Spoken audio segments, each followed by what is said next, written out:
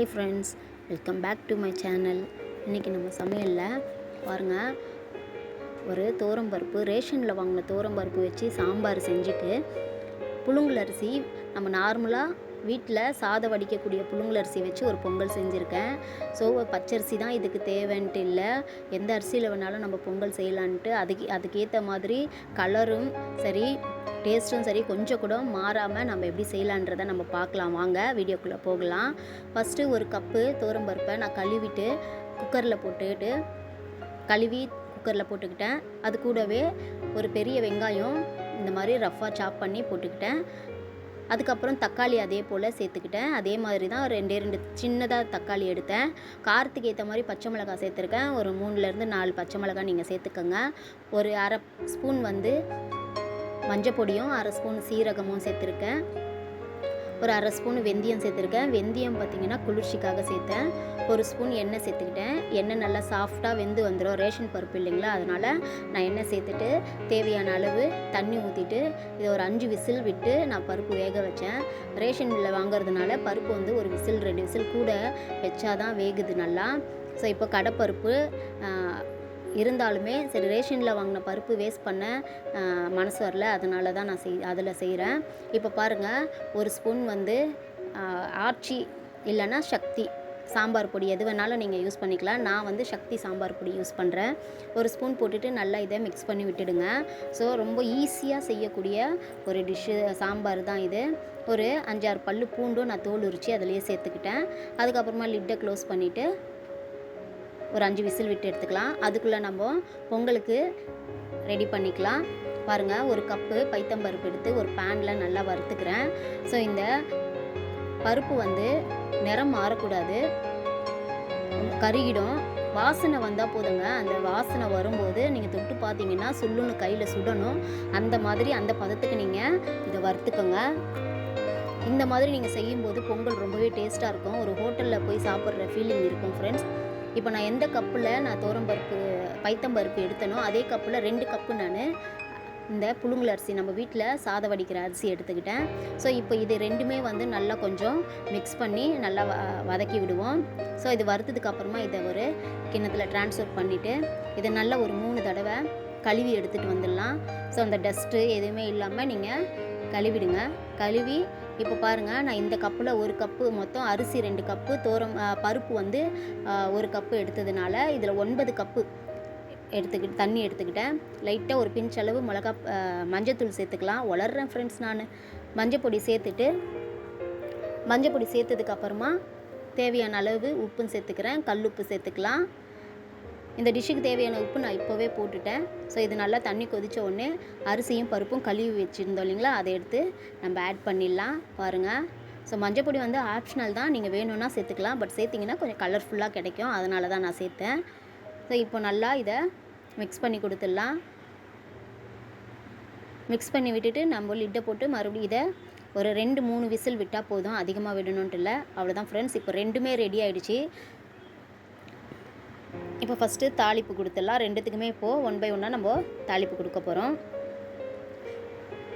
கடாய் சூடான ஒன்று எண்ணெய் ஊற்றிட்டு சூடானதுக்கு அப்புறமா ஒரு ஸ்பூனு கடுகு உளுத்தம் பருப்பு சேர்த்துக்கிட்டேன். ஒரு அரை ஸ்பூன் சீரகம் சேர்த்துக்கிட்டேன். இப்போ நம்ம ஃபஸ்ட்டு சாம்பார் தாளிச்சிடலாம். சேர்த்துட்டு இது நல்லா பொரிஞ்ச நேரத்தில் ஒரு 10 பல்லு பூண்டு தோலோடு இடித்து அதில் சேர்த்துருக்கேன். இந்த பூண்டு போட்ட உடனே கருவேப்பிலை இதெல்லாமே போட்டுறாதீங்க. இந்த பூண்டு நல்லா ஃப்ளேவர் வர வரைக்கும் நல்லா ஃப்ரை ஆகணும். நல்லா ப்ரௌன் கலரில் மாறுற வரைக்கும் நீங்கள் கலர் சேஞ்ச் ஆகி வர வரைக்கும் நீங்கள் வெயிட் பண்ணுங்கள். அதுக்கப்புறமா பாருங்கள், இப்போ கருவேப்பிலை சேர்த்துக்கலாம். கருவேப்பிலை சேர்த்துட்டு ஒரு 2-3 வரமிளகாவையும் நான் கிள்ளி போட்டுக்கிறேன்.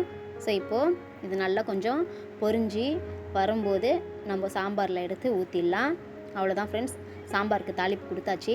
இப்போ பாருங்கள், இந்த சாம்பார் ரெடி ஆகிடுச்சு. பருப்பு எவ்வளோ சூப்பராக வெந்துச்சு பார்த்தீங்களா, ரேஷன் பருப்பு தான் பாருங்கள். ஆனால் இந்த மெத்தடில் செஞ்சிங்கன்னா டேஸ்ட்டு ரொம்ப சூப்பராக இருக்கும் ஃப்ரெண்ட்ஸ். ட்ரை பண்ணி பாருங்கள். ஸோ இப்போ இந்த தாளிப்பு அதில் கொட்டிடலாம். போட்டுட்டு நல்லா மிக்ஸ் பண்ணி இறக்கி வச்சிட்டோன்னா நம்மளுக்கு இட்லி, தோசைக்கு, அதே போல் பொங்கலுக்கு ரொம்ப சூப்பரான ஒரு சாம்பார் ரெடி ஆகிடுச்சு ஃப்ரெண்ட்ஸ். பொங்கலுக்கு இப்போ நம்ம சாப்பிட போகிறோம். ஸோ இதை நல்லா மிக்ஸ் பண்ணி எடுத்துக்கலாம். ஸோ ரேஷன் பருப்பாக இருந்தாலும் நம்ம செய்கிற விதத்தில் செஞ்சோன்னா டேஸ்ட் வந்து ரொம்ப சூப்பராக இருக்கும். இது கடை பருப்பா ரேஷன் பருப்பானே தெரியாது. அந்தளவுக்கு டிஃப்ரெண்ட்டே இல்லாமல் நம்ம சமைக்கலாம்.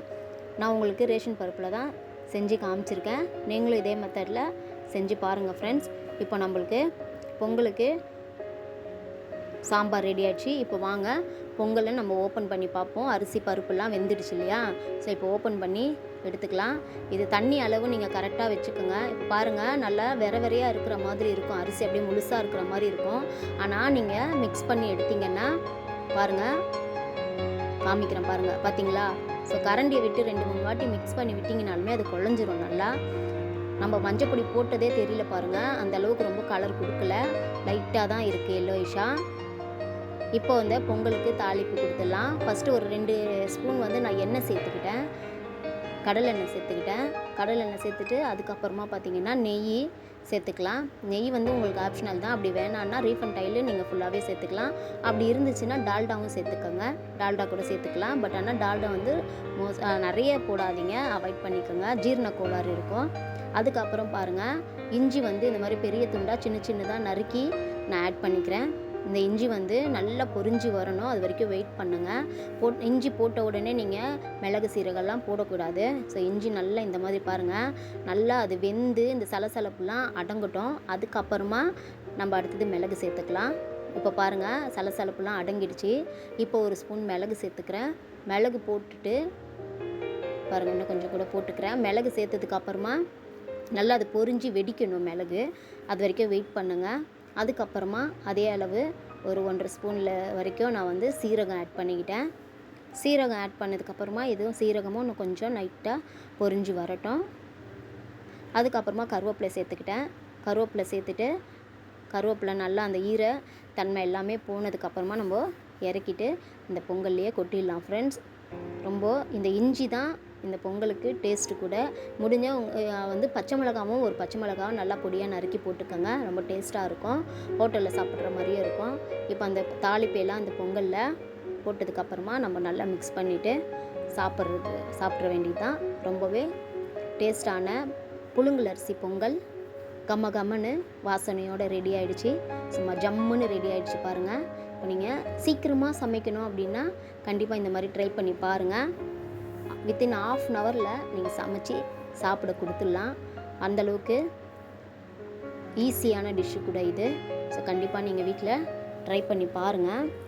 ஸோ இன்றைக்கி சண்டே மார்னிங்குன்றதுனால நாங்கள் இப்படி செஞ்சுருக்கோம் ஃப்ரெண்ட்ஸ். நீங்கள் கண்டிப்பாக இதை செஞ்சு ட்ரை பண்ணி பாருங்கள். அவ்வளோதான் ஃப்ரெண்ட்ஸ், சாம்பாரும் நல்லா சுட சுட புழுங்கல் அரிசி பொங்கல் ரெடி ஆகிடுச்சு.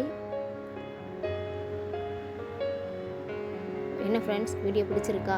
வீடியோ பிடிச்சிருந்தா ஒரு லைக் பண்ணுங்கள், உங்கள் ஃப்ரெண்ட்ஸ் அண்ட் ஃபேமிலிக்கு ஷேர் பண்ணி விடுங்க. மறக்காமல் சப்ஸ்கிரைப் பண்ணிக்கோங்க. அடுத்த வீடியோவில் நான் மறுபடியும் வந்து சந்திக்கிறேன். ஓகே ஃப்ரெண்ட்ஸ், தேங்க்ஸ் ஃபார் வாட்சிங். Thank you, bye bye.